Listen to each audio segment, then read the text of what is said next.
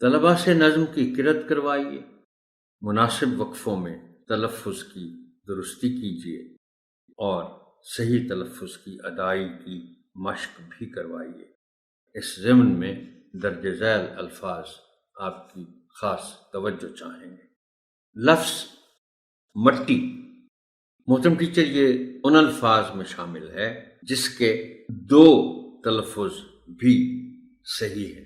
مٹی آپ مٹی بولے یا مٹی بولے، دونوں درست ہے۔ دہقان، دہقان اسی طرح بولا جانا چاہیے جس کے معنی کسان کے ہیں، دہقان، لیکن یہ لفظ نظم میں نون غنہ کے ساتھ استعمال ہوا ہے جس کو بولا جائے گا دہقان۔ نثر میں تو ہم دہقان ہی استعمال کرتے ہیں، مگر جس کو میں کہتا ہوں ضرورت شعر، یعنی وزن قائم رکھنے کے لیے شعر کا، اس کے لیے پھر اس کو دہقان کے طور پر بھی استعمال کر دیا جاتا ہے۔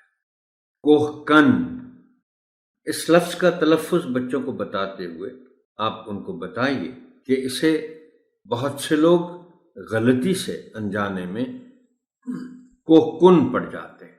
لفظ صحیح ہے کوہکن، اس سے کوہکنی بھی بنتا ہے۔